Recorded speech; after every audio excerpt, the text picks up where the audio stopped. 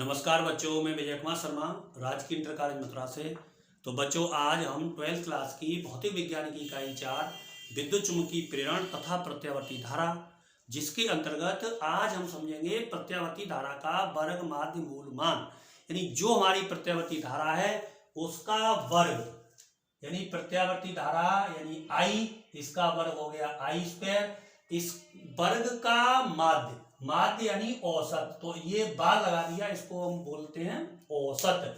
तो प्रत्यावर्ती धारा का वर्ग और उसका माध्य, इसका वर्गमूल के मान को प्रत्यावर्ती धारा का वर्ग माध्य मूल मान कहते हैं। ये परिभाषा फिर सुन लीजिए, प्रत्यावर्ती धारा के वर्ग के औसत के वर्गमूल के मान को प्रत्यावर्ती धारा का वर्ग माध्य मूल मान कहते हैं। और इसको हम क्या करते हैं, इसको हम व्यक्त करते हैं IRMS, यानी root mean square value of alternating current. Square यानी I प्रत्यावर्ती धारा का स्क्वायर, M यानी मीन, यानी उसका प्रत्यावर्ती धारा के वर्ग का मीन, और रूट यानी फिर उसका वर्गमूल, यानी प्रत्यावर्ती धारा का वर्ग का औसत के वर्गमूल के मान को प्रत्यावर्ती धारा का वर्ग माध्य मूल मान कहते हैं। अब हम देख लेते हैं प्रत्यावर्ती धारा का वर्ग माध्य मूल मान का व्यंजक। तो व्यंजक इसका क्या होगा, व्यंजक, तो ये हम समझ गए कि IRMS बराबर होता है अंडररूल I स्क्वायर का माध्य यानी बार। तो अब हम ये जानते हैं बच्चों कि जो प्रत्यावर्ती धारा का मान है, इसकी जो समीकरण जो हमने निकाली थी, I बराबर I0 साइन ओमेगा टी, जहां पर I प्रत्यावर्ती धारा का तात्क्षणिक या तात्कालिक मान है, I0 प्रत्यावर्ती धारा का शिखर मान है जो कि अधिकतम मान होता है, और ओमेगा इसकी कोणीय आवृत्ति है, और टी है यानी टाइम। तो अगर मैं इसमें ओमेगा टी को थीटा मान लूं, यानी ओमेगा टी बराबर मान लिया थीटा माना, तो I बराबर हो जाएगा I0 साइन थीटा। तो ये वैल्यू हम I की यहाँ लगा दें, यहाँ पर स्क्वायर है तो स्क्वायर करके लगा दें, और ये जो वर्गमूल है तो वर्गमूल हटाने के लिए इधर क्या कर देते हैं, वर्ग कर देते हैं। तो ये हो जाएगा IRMS का स्क्वायर बराबर हो जाएगा I स्क्वायर की वैल्यू लगा दें, यानी ये हो जाएगा I0 square sine square theta. अब हमें निकालना है बार, तो बार यानी इसका निकालना है औसत। औसत उसका निकलता है जो चीज बदलती रहती है। अब इसमें बदल क्या रहा है, बदल रहा है इसमें थीटा, और थीटा के बदलने से साइन का मान बदलेगा। तो हमें यहाँ पर I0 में ये शिखर मान है, ये चेंज होगा नहीं, क्योंकि शिखर मान क्या है, कांस्टेंट है, निश्चित है प्रत्यावर्ती धारा का। तो बदल रहा है इसमें थीटा। थीटा कहां से कहां तक बदल रहा है ये थोड़ा जरा देख लेते हैं, हालांकि इसमें कोई चित्र की आवश्यकता नहीं है। तो ये हमारा एक साइकिल है प्रत्यावर्ती धारा का, यहाँ पर प्रत्यावर्ती धारा का मान बदल रहा है अधिकतम, और ये धारा का अधिकतम मान है, फिर यहाँ से घटना शुरू होगा, फिर यहाँ से माइनस में जाएगा, फिर यहाँ धारा का अधिकतम मान, और यहाँ से यहाँ तक देखो हो गया पाई, और यहाँ से यहाँ तक हो गया पाई। तो बदलता कहाँ से कहाँ तक है, 0 से लेकर के 2 पाई तक इसका मान बदलता है। तो साइन स्क्वायर थीटा का यानी औसत मान निकालने के लिए हमें 0 से लेकर 2 पाई तक इसका क्या करना पड़ेगा, समाकलन करना पड़ेगा, औसत यानी इसका माध्य निकालने के लिए। तो इसका हम समाकलन करते हैं, तो I स्क्वायर हो गया। अब इसका औसत निकालेंगे तो इसका करना पड़ेगा हमें समाकलन, यानी कहां से कहां तक, 0 से लेकर 2 पाई तक किसके सापेक्ष करना पड़ेगा, डी थीटा के सापेक्ष करना पड़ेगा, और इसमें भाग देंगे हम 0 से 2 पाई तक डी थीटा का। तो क्या होगा, इसका हमें माध्य प्राप्त हो जाएगा।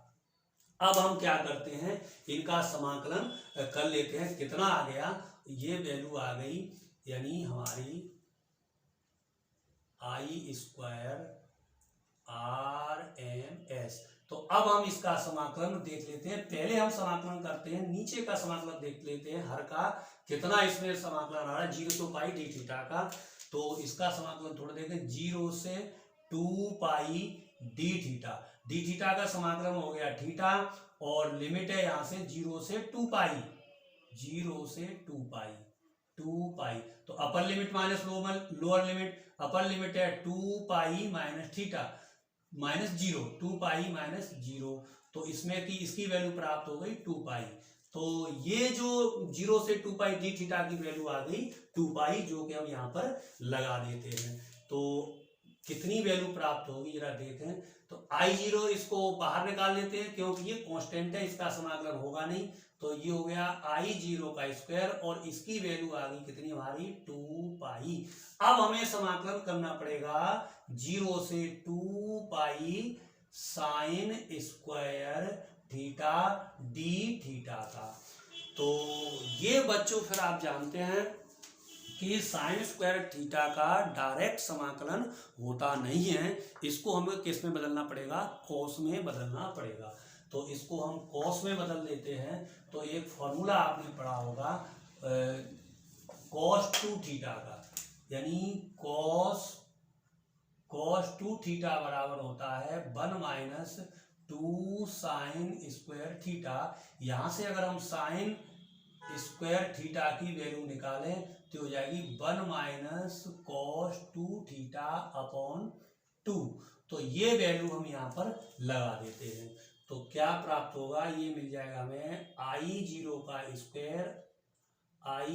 का स्क्वायर अपॉन 2 पाई समाकलन 0 से 2 पाई, और साइन स्क्वायर थीटा की वैल्यू लगा दें 1 minus cos 2 theta upon 2 D theta.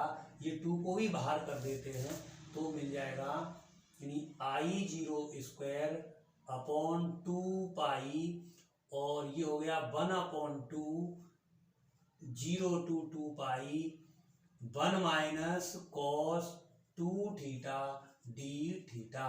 अब हम इसका समाकलन कर लेते हैं। तो इसका समाकलन देखें क्या प्राप्त होगा। देखो बच्चों, इसका समाकलन,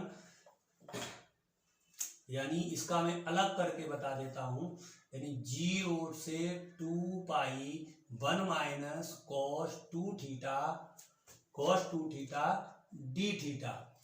तो डी थीटा अब हम करें इसको थोड़ा अलग अलग कर देते हैं। एक तो टर्म हो गया हमारा 0 से 2 पाई डी थीटा, और दूसरा हो जाएगा माइनस 0 से 2 pi cos 2 theta D theta, cos 2 theta D theta.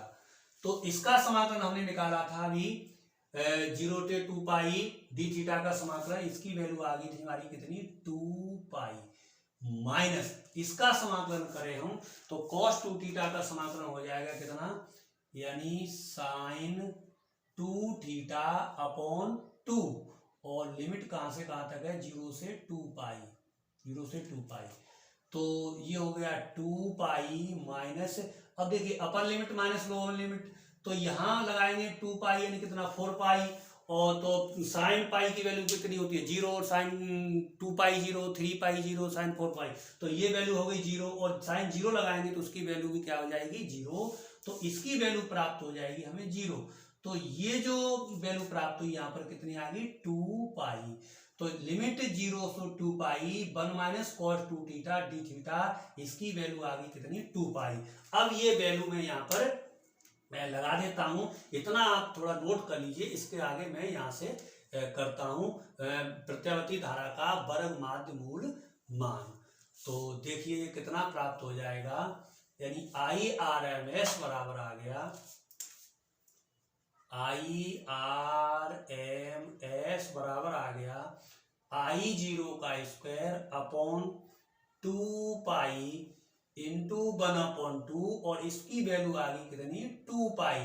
तो 2 पाई से 2 पाई कैंसिल हो गया, तो बराबर आ गया I0 का स्क्वायर अपॉन 2। तो ये है यहाँ पर स्क्वायर। तो अगर यहाँ से हम इसका स्क्वायर हटाएं तो कितना क्रम मिल जाएगा, यानी IRMS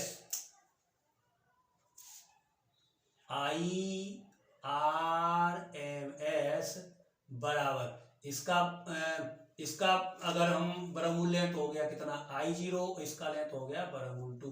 तो ये हमें क्या निकल के आ गया, प्रत्यावर्ती धारा का वर्ग माध्य मूल मान जो होता है वो होता है IRMS बराबर I0 अपॉन वर्गमूल 2।